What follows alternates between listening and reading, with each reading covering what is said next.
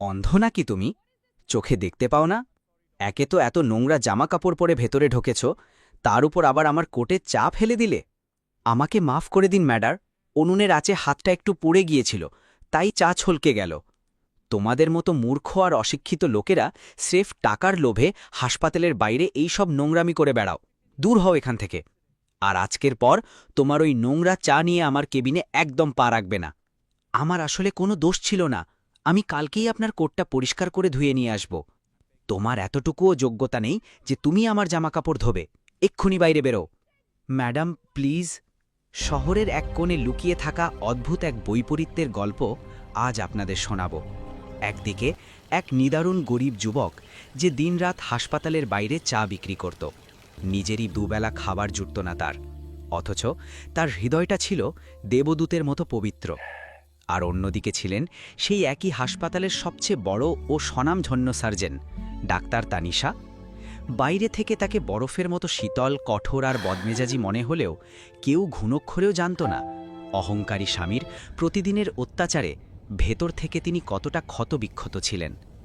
এই দুই মানুষের জীবনযাত্রা ছিল আকাশ পাতাল তফাত।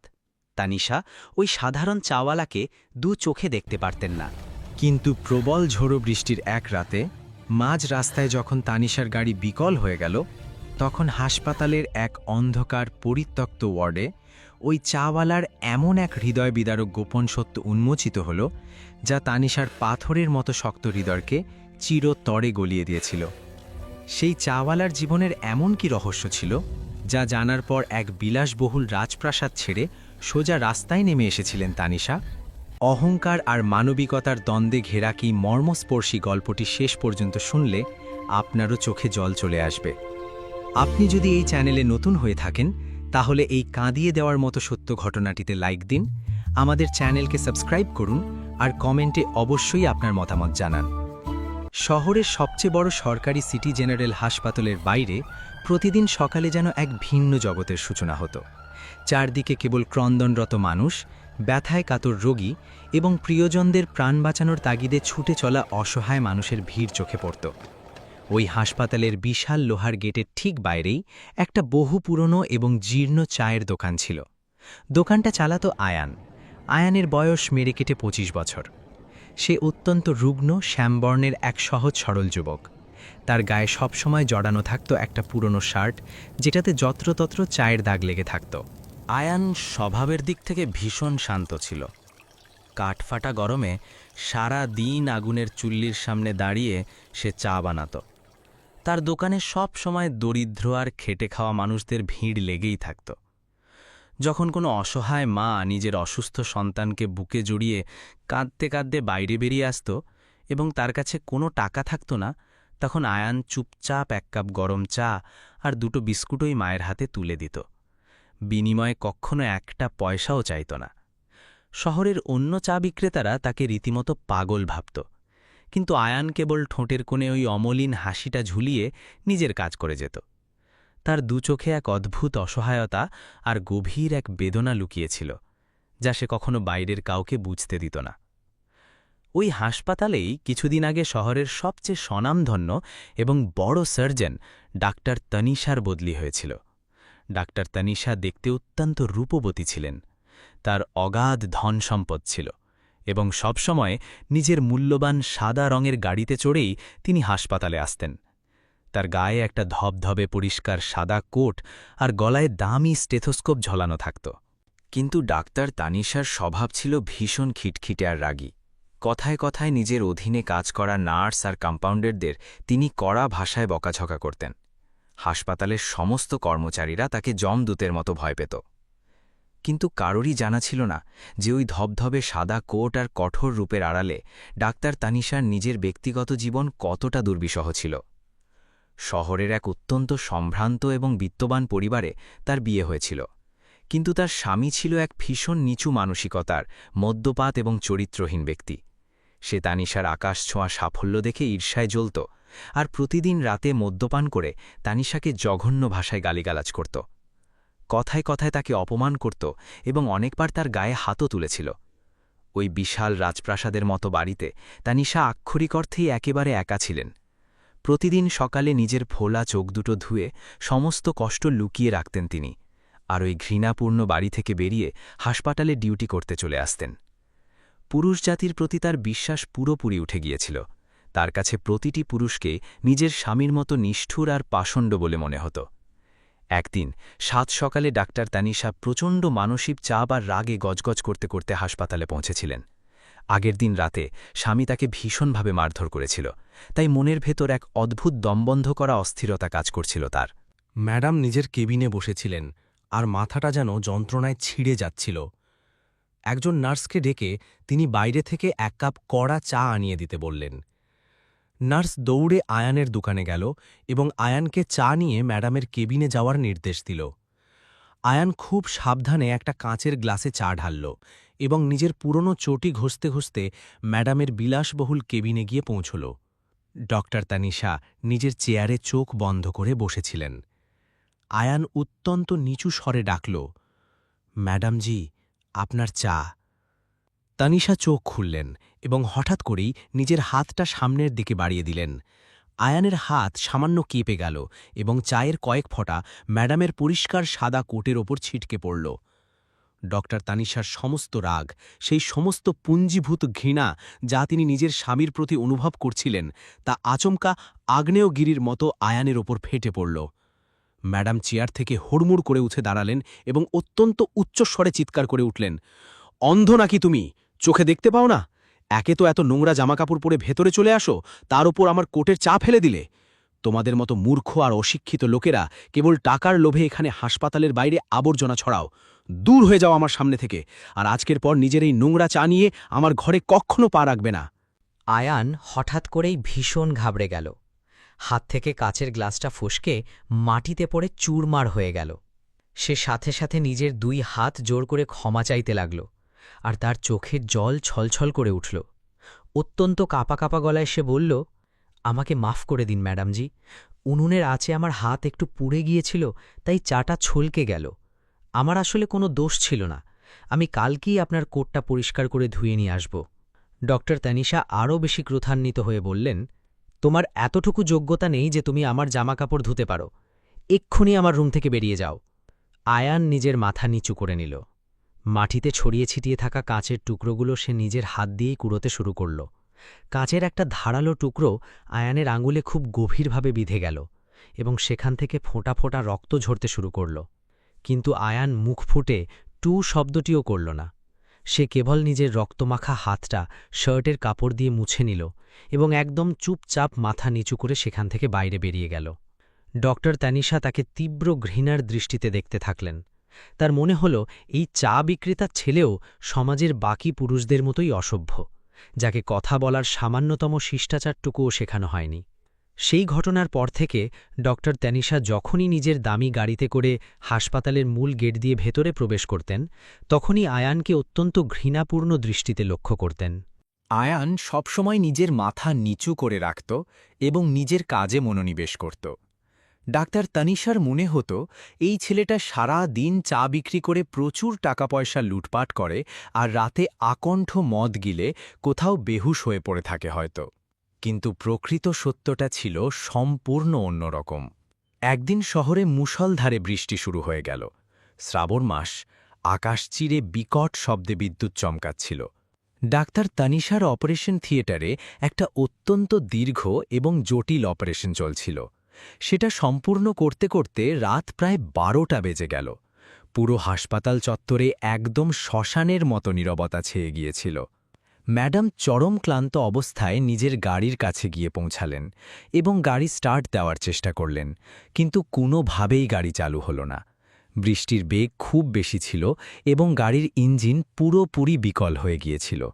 ম্যাডাম ভীষণ চিন্তায় পড়ে গেলেন। বাইরে রাস্তায় জল থই থই করছিল, কোনো রিকশা বা ট্যাক্সিও চোখে পড়ছিল না। মোবাইল ফোনের ব্যাটারিও পুরোপুরি ডেড হয়ে গিয়েছিল যে কাউকে কল করে ডাকবেন। চারপাশের অন্ধকার অনেক বেশি ঘনীভূত ছিল। ডাক্তার তানিশা বৃষ্টির হাত থেকে নিজেকে বাঁচানোর জন্য পুনরায় হাসপাতালের ভেতরে ফিরে গেলেন এবং একটা খালি চেয়ারে বসে পড়লেন। প্রচণ্ড খিদে পাচ্ছিল তার, আর শীতে শরীর কাঁপছিল। ঠিক তখনই তার নজর পড়ল হাসপাতালের ওই সবচেয়ে পুরনো এবং ভয়ঙ্কর দর্শন ওয়ার্ডটার দিকে, যেটাকে সবাই বেওয়ারিশ ওয়ার্ড বলে ডাকত। এটা সেই নির্দিষ্ট ওয়ার্ড যেখানে ওই সব রোগীদের ফেলে রাখা হতো যাদের এই পৃথিবীতে আপন বলতে কেউ ছিল না, যাদেরকে রাস্তাঘাট থেকে কুড়িয়ে আনা হয় এবং যারা মৃত্যুর প্রহর গুনতে থাকে। ওই ওয়ার্ডে হাসপাতালের কোনো বড় ডাক্তার বা নার্স কখনো ডিউটি করতে যেত না, কারণ ওখান থেকে ভীষণ উৎকট দুর্গন্ধ ভেসে আসত। ডাক্তার তানিশা লক্ষ্য করলেন ওই পুরনো ওয়ার্ডটার বাইরে একটা খুব মৃদু আলোর রেখা এসে পড়ছে এবং সেখানে একজন মানুষ দাঁড়িয়ে আছে। ম্যাডামের মনে একটু কৌতূহল এবং অদ্ভুত অনুভূতি জাগল।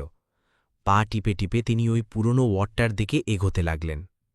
দরজার আড়ালে লুকিয়ে ভেতরের দৃশ্য দেখার পর ডাক্তার তানিশার পায়ের তলা থেকে যেন পুরো মাটিটাই সরে গেল। শরীরের রক্ত যেন হিম হয়ে গিয়েছিল তার। ওই স্যাঁতসেঁতে এবং দুর্গন্ধময় ওয়ার্ডের ভেতরে একটা পুরনো হলদেটে আলোর নিচে আয়ান দাঁড়িয়েছিল।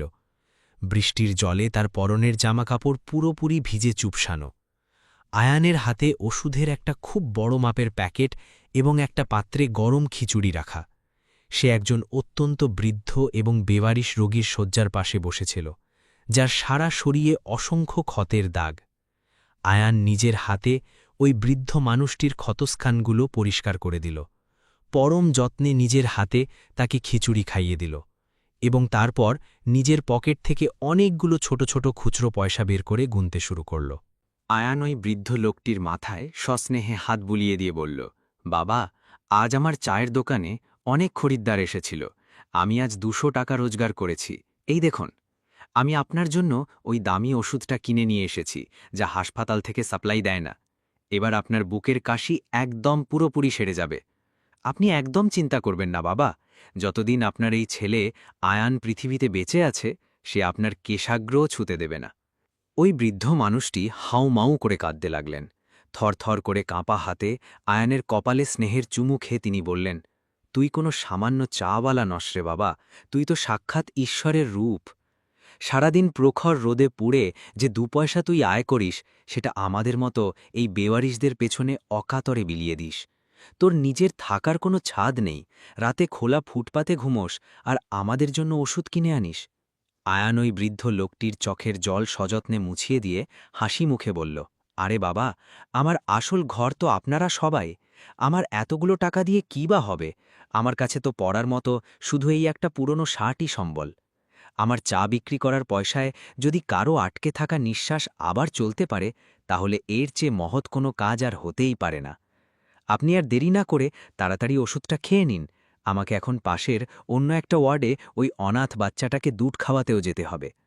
দরজার ঠিক বাইরে খুটখুটে অন্ধকারে দাঁড়িয়ে থাকা ড তানিশার 2 চোখ বেয়ে কান্নার এক বাঁধ ভাঙা বন্যা নেমে এলো। নিজের 2 হাত দিয়ে মুখ শক্ত করে চেপে ধরে সেখানেই দেওয়াল ঘেঁষে ধপ করে মাটিতে বসে পড়লেন তিনি এবং ডুকরে ডুকরে কাঁদতে শুরু করলেন। তার ভেতরের ওই সমস্ত মিথ্যা অহংকার, অর্থবিত্তের দ্যামাক এবং সাদা কোটের গরিমা এক নিমেষে ভেঙে চুরমার হয়ে গিয়েছিল। এতদিন যাকে তিনি এক অশিক্ষিত, মূর্খ এবং লোভী চাওয়ালা বলে তাচ্ছিল্য করছিলেন, সে কোনো সাধারণ মানুষ নয়, বরং এই ধরাধামে বিচরণ করা সাক্ষাৎ এক দেবদূত। ওই মানুষটা নিজের পায়ে ছেঁড়া চপ্পল গলিয়ে সারাদিন গনগনে আগুনের হলকার সামনে অবিচল দাঁড়িয়ে থাকত। সে নিজের জীবনের সমস্ত মাথার ঘাম পায়ে ফেলা রোজগার এই বেওয়ারিশ এবং মৃত্যুর প্রহরগোনা রোগীদের ওষুধের পেছনে নিঃস্বার্থভাবে বিলিয়ে দিচ্ছিল। ড তানিশার নিজের অস্তিত্বের ওপর খুব বেশি ঘৃণা জন্ম নিতে লাগল। এক একটা পুরনো মুহূর্ত স্মৃতিতে ভেসে উঠতে লাগল তার। কিভাবে আয়ানের ওপর সামান্য চা পড়ার কারণে তাকে সবার উপস্থিতিতে চরম অপমান করেছিলেন, কিভাবে তাকে তীব্র ঘৃণার দৃষ্টিতে বিদ্ধ করেছিলেন এবং কিভাবে ওই নিষ্পাপ ছেলেটা একদম চুপচাপ নিজের হাতের ঝরতে থাকা রক্ত সবার অলক্ষ্যে লুকিয়ে নিয়েছিল। ওই রাতে ডাক্তার তানিশা নিজের স্বামীর করা শারীরিক অত্যাচারের চেয়ে নিজের ওই কৃতকর্মের ভুলের জন্য অনেক বেশি গুমড়ে গুমড়ে কেঁদেছিলেন। তিনি মর্মে মর্মে উপলব্ধি করতে পেরেছিলেন যে আসল ধনসম্পদ সেটা নয় যেটা ওই বিশাল অট্টালিকার সিন্দুকে তালাবন্ধ হয়ে পড়ে আছে, বরং আসল সম্পদ তো এই অতি সামান্য চাওয়ালার বুকের খাঁচায় স্পন্দিত হওয়া বিশাল এক হৃদয়, যা অন্য মানুষের কষ্টে নিজের রক্তকে জল করে দিতে পারে। ম্যাডাম দীর্ঘক্ষণ ধরে ওই একই জায়গায় বসে ফুপিয়ে ফুপিয়ে কাঁদতে থাকলেন। আয়ান নিজের যাবতীয় কাজ শেষ করে যখন দরজার বাইরে বেরিয়ে এলো, তখন সে দেখল ডাক্তার তানিশা মাটিতে বসে অঝরে কাঁদছেন। আয়ান হঠাৎ করেই ভীষণ ঘাবড়ে গেল। দৌড়ে ম্যাডামের কাছে ছুটে এলো সে, এবং নিজের 2 হাত জোর করে কাঁপা কাঁপা গলায় বলল, "কি হয়েছে ম্যাডামজি? আপনি এমনভাবে কাঁদছেন কেন? আপনার কি শরীরে কোনো কষ্ট হচ্ছে? আপনি দাঁড়ান, আমি এক্ষুনি অন্য কোনো ডাক্তারকে ডেকে আনছি।" ম্যাডাম ছলছল চোখে আয়ানের দিকে তাকালেন। তার ভিজে যাওয়া শার্ট এবং জীর্ণ ছেঁড়া জুতো জোড়া দেখলেন। দ্বিতীয় কিছু না ভেবেই আয়ানের হাত দুটো ম্যাডাম নিজের হাতের মুঠোয় শক্ত করে ধরে নিলেন। আয়ান হঠাৎ করে ভয় পেয়ে একটু পেছিয়ে গেল। ইতস্তত করে সে বলল, "ম্যাডামজি, আপনি আমার এই নোংরা হাত দুটো ছোবেন না, আপনার দামি কোট নোংরা হয়ে যাবে।" ডক্টর তানিশা ডুকরে ডুকরে কাঁদতে কাঁদতে বললেন, "আমার এই দামি সাদা কোটের চেয়ে লক্ষ গুণ বেশি পরিষ্কার তোমার গায়ের এই ছেঁড়া শার্ট। আয়ান, আমাকে তুমি মাফ করে দাও। আমি এক ভীষণ অন্ধ এবং অহংকারী নারী ছিলাম। আমি তোমাকে ভীষণভাবে ভুল বুঝেছিলাম। তুমি সারাদিন রোদে পুড়ে চা বেচে এই অসহায় রোগীদের প্রাণ বাঁচাও, আর কাউকে ঘুণাক্ষরেও সে কথা জানতে দাও না।" আয়ান বিনম্রভাবে মাথা নিচু করে নিল এবং বলল, "ম্যাডামজি, আমি এমন কোনো বিশাল বড় কাজ করি না। ছোটবেলায় আমার নিজের মা এই হাসপাতালের সিঁড়িতে বিনা চিকিৎসায়, বিনা ওষুধে ছটফট করতে করতে মারা গিয়েছিল, কারণ আমার কাছে কোনো টাকা ছিল না। ঠিক ওই দিনই আমি নিজের কাছে শপথ নিয়েছিলাম যে এই হাসপাতালের দোরগোড়ায় কোনো বেওয়ারিশ মানুষ টাকার অভাবে ওষুধ ছাড়া মারা যাবে না। আমি শুধু নিজের জন্মদাত্রী মাকে খুঁজে বেড়াই এই অসহায় মানুষের ভিড়ে।" ওই রাতে আয়ানের মুখ থেকে কথাগুলো শোনার পর ডক্টর তানিশা ভেতর থেকে পুরোপুরি বদলে গেলেন।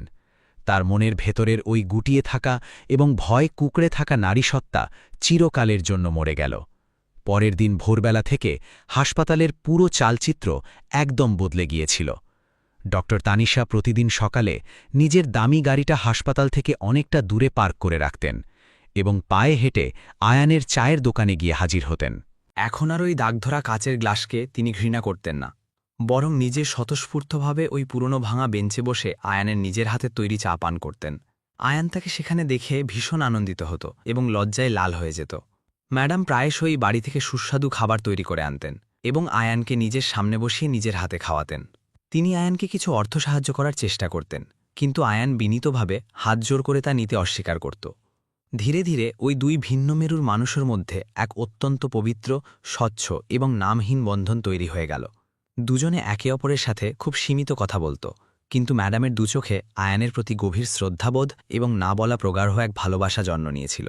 আয়ানের কাছাকাছি বসে ম্যাডাম এখন যে পরম মানসিক শান্তি পেতেন, সেই শান্তি তিনি নিজের অঢেল বিত্তশালী জীবনে কখনো পাননি।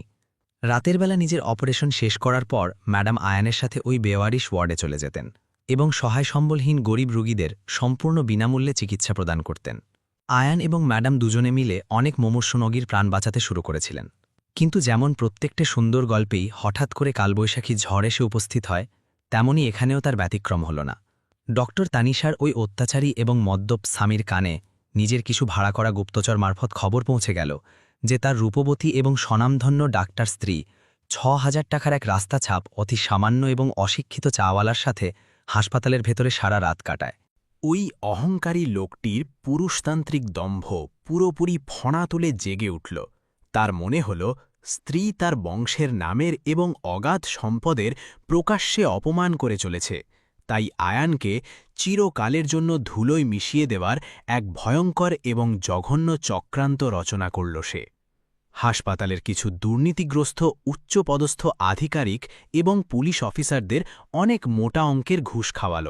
একদিন ভর দুপুরের ঘটনা। আয়ান নিজের দোকানে দাঁড়িয়ে এক মনে চা বানাচ্ছিল। ঠিক তখনই সেখানে হঠাৎ করে পুলিশের 2টো জিপ গাড়ি এসে সজোরে ব্রেক কষল।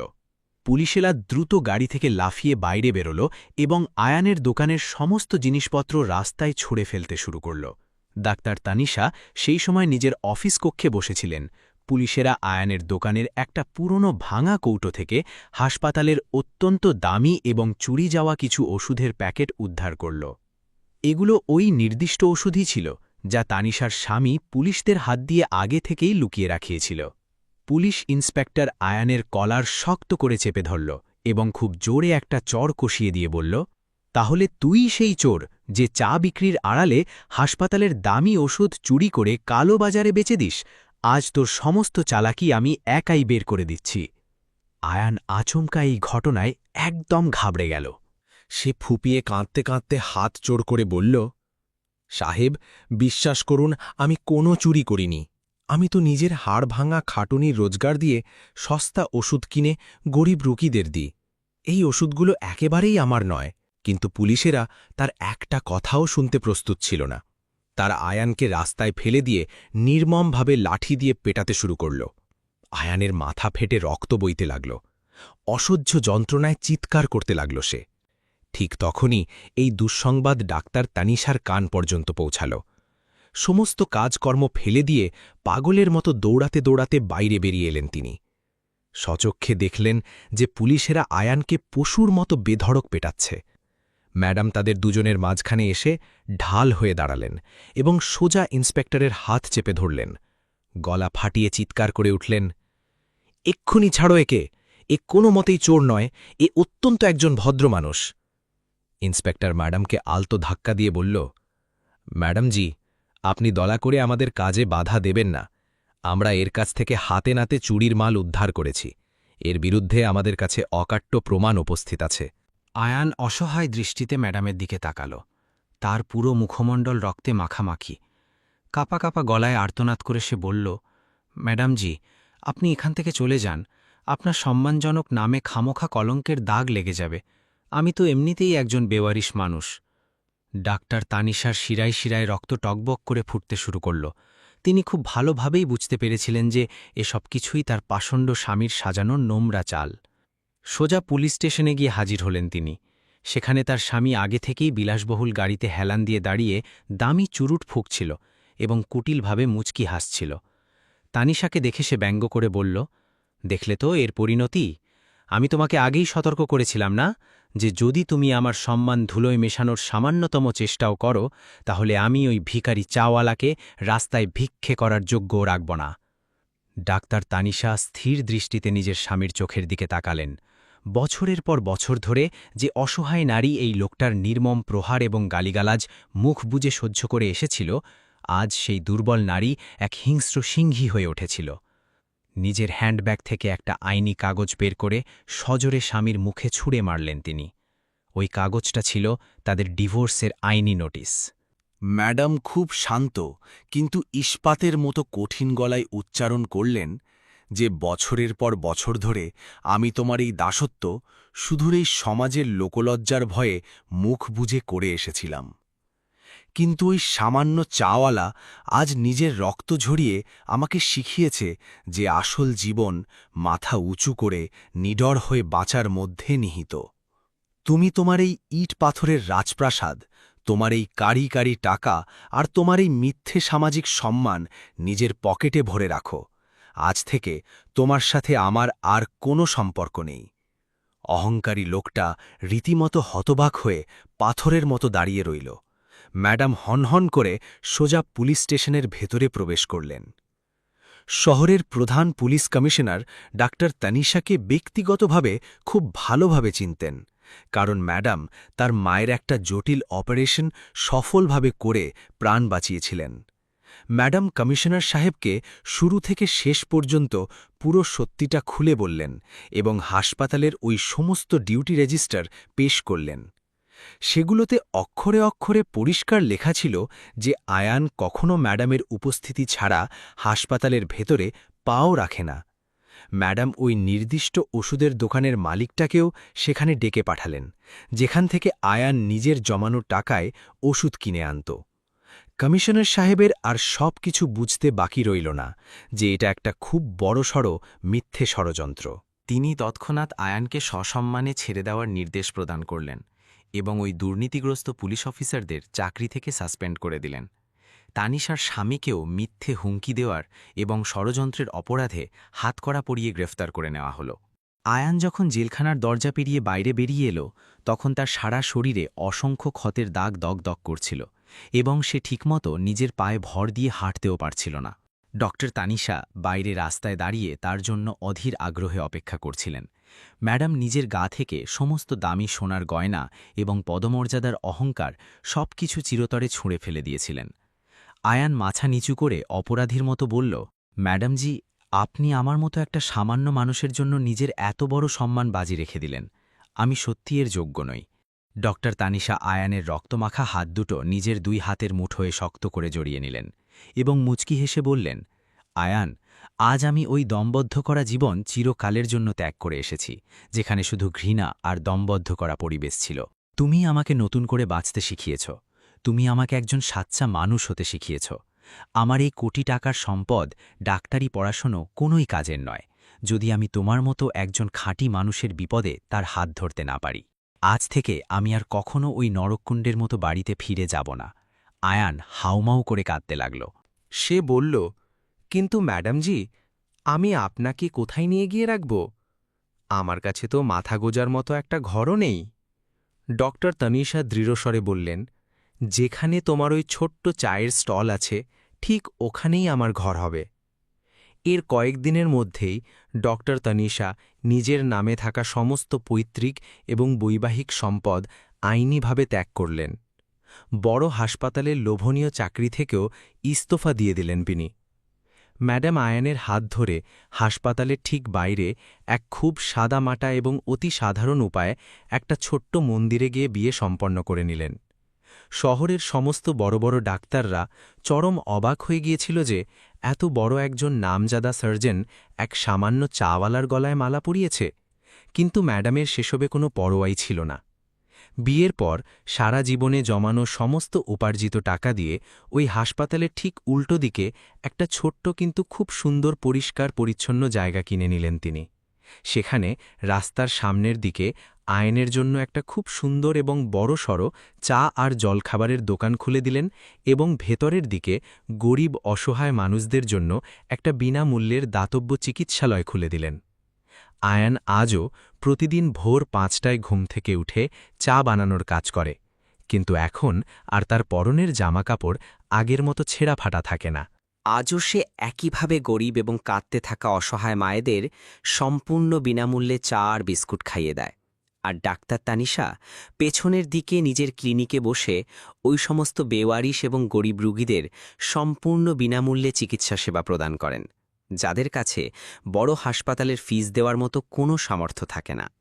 তারা দুজনেই আজই পুরো শহরের সবচেয়ে সুখী এবং তৃপ্ত মানুষ।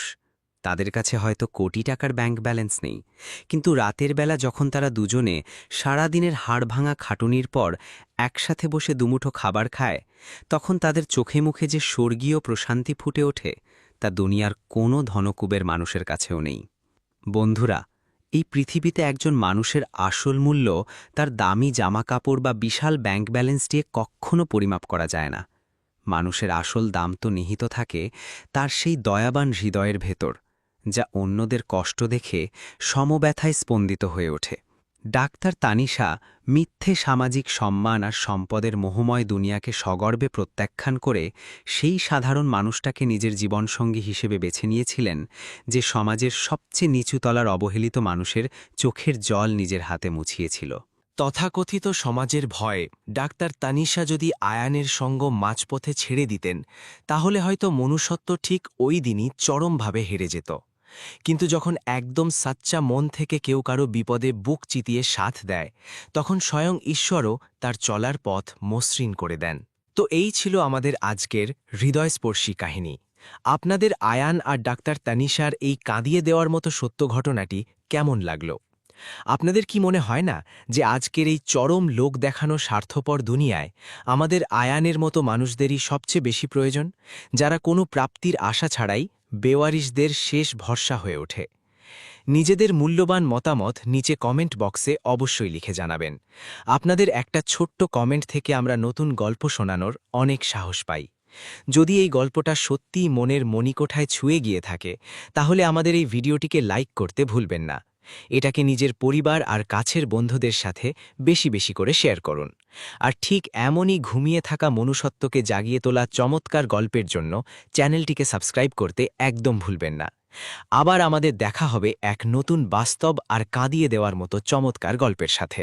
ততদিনের জন্য নিজের এবং নিজের আপনজনদের খুব ভালো করে খেয়াল রাখুন।